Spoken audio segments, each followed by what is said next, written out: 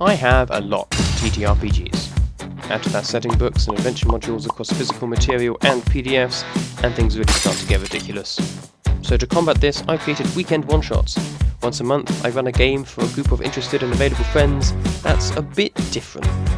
Might be Call of Cthulhu, might be something to do with mechs, could be Doctor Who, or Alien, or Lord of the Rings, or Avatar, or something with a unique mechanic like Dread or 10 Candles. There are so many options.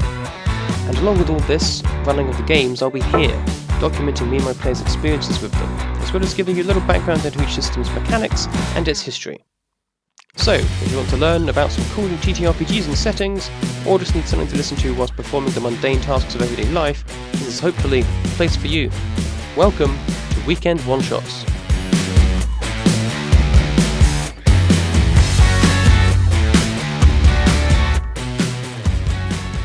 A memory I still have from my childhood is going for walks in the park with my brother and my mum. I suppose that's multiple memories. Anyway, we lived in a place where we were fortunate to have two parks in opposite directions from each other, about 5 minutes away. Maybe 10, but close. One of them was a huge space, lots of grass, goalposts, a skateboarding area and so on. The other was smaller, more relaxed. It still had a children's play area, but was mostly just filled with ponds, allowing a relaxing, tranquil walk. Well, not always, because it also had geese.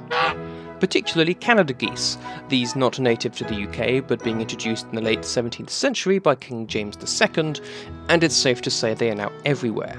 They're big, they're loud, and on one particular occasion they did in fact chase us out of the park. A lot of this is second-hand information, and this particular story I do not recall, but from what I'm told, we were feeding the ducks, back in the times before it was widely realised that giving ducks bread was not actually the best idea, and the geese decided they wanted some.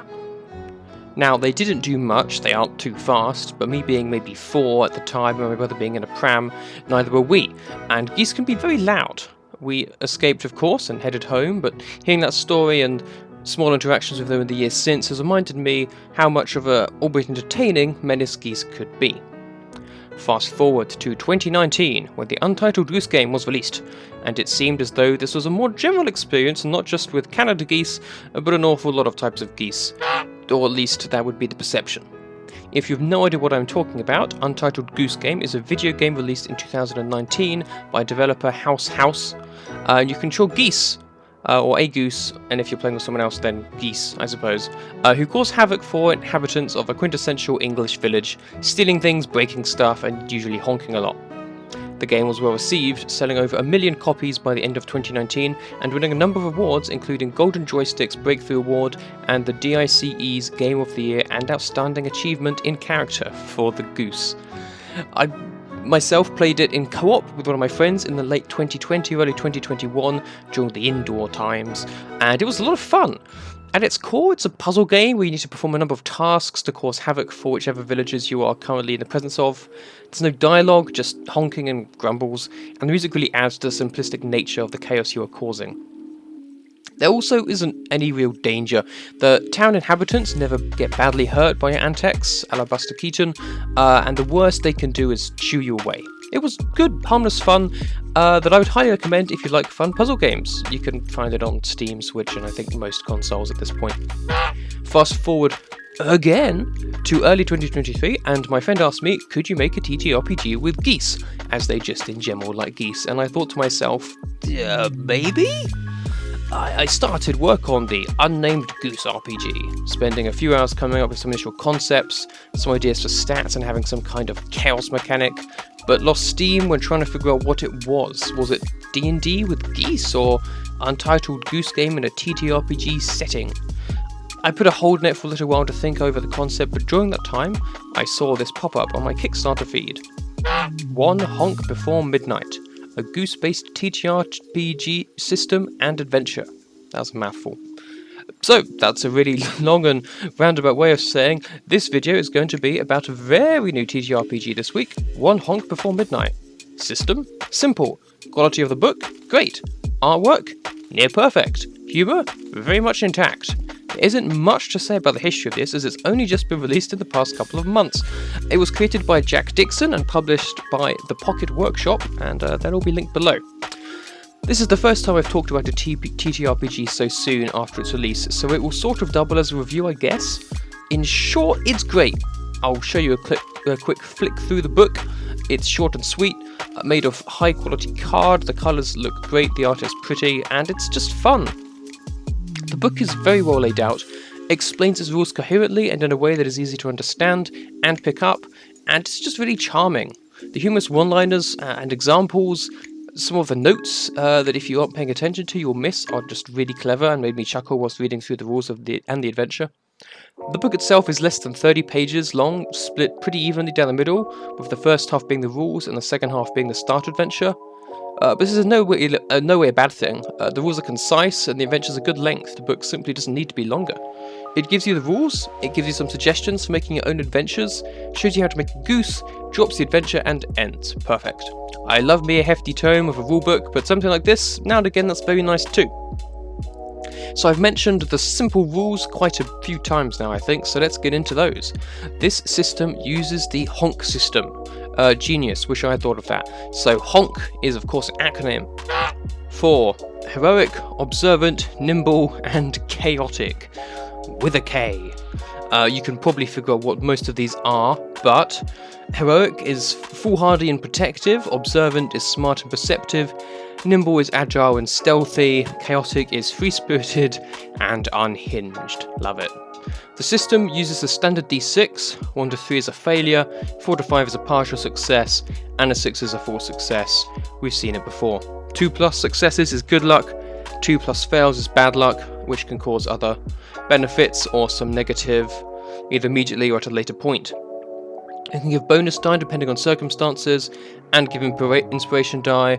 You guys know how that works. Your goose has a number in each skill, and that's how many dice you roll. If you have a 0, you roll 2, and you take the worst of the 2.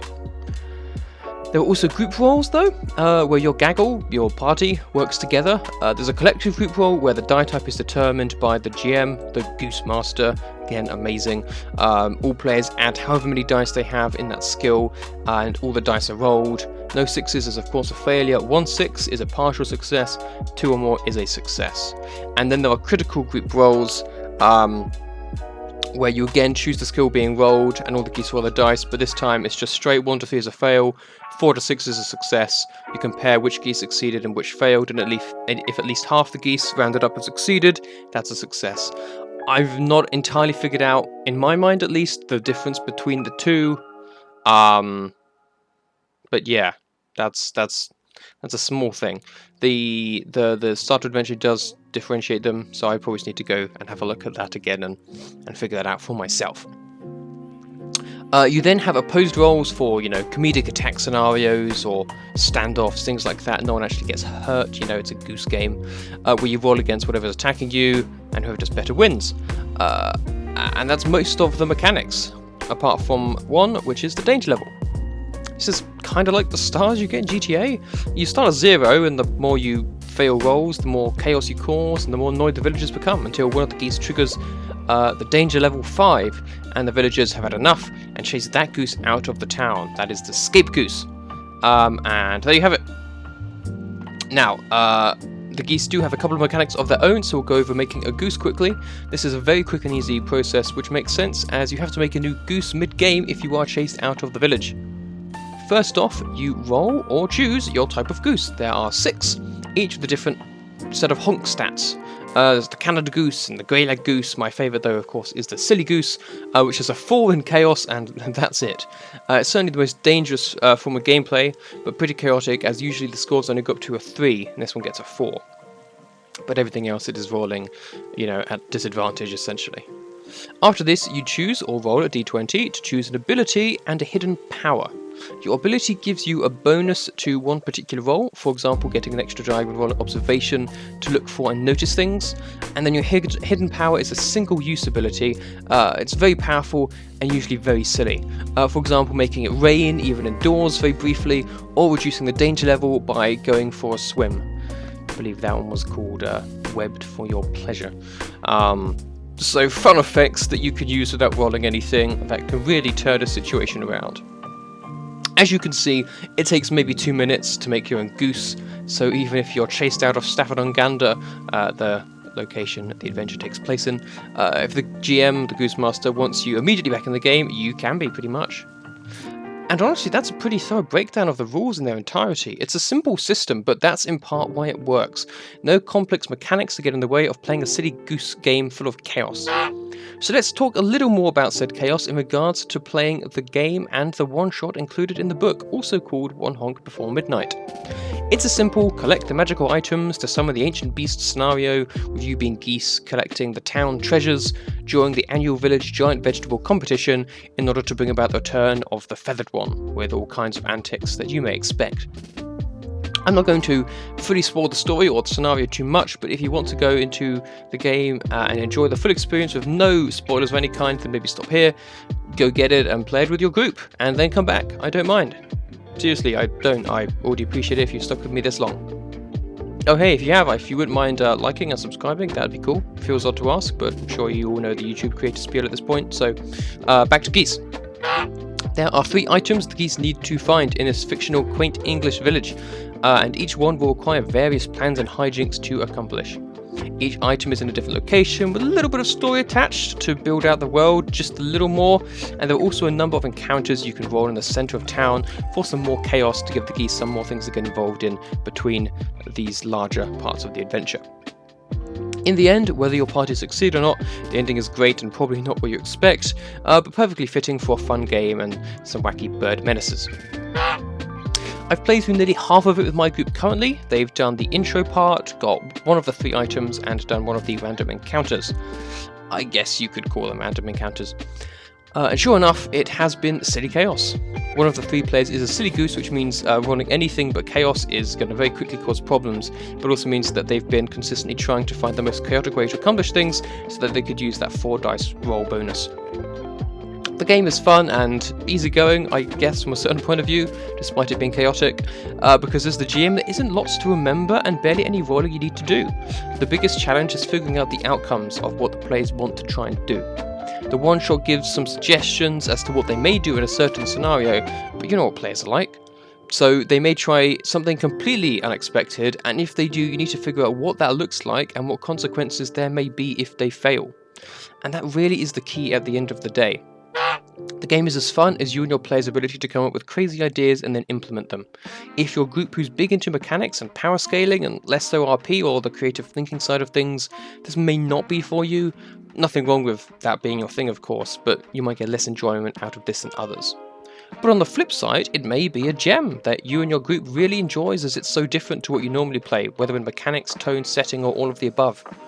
The book is clever, it's easy to read, it's funny, and it isn't expensive. The digital version will set you back less than a tenner, and you can get the physical version for about 15 quid. I don't know what that is in dollars, but probably less than 20. All in all, if you like silly RP games, this is definitely for you, and if you prefer serious mechanically intense games, maybe less so. Or maybe if you have a week when a couple of players can't make it, you could lighten the mood for a week with something like this. So, there you have it. One Honk Before Midnight. As always, links will be down below if you want to check this out for yourselves. Have you played the system? Let me know if you have and your thoughts on it in the comments. Please like and subscribe if you haven't already and hit the bell for notifications. I should have another one of these coming out in a month or so on Death in Space, and I also have more world building with Tom and dungeon crafting videos coming out soon. Thanks for watching, and I'll see you next time. Honk.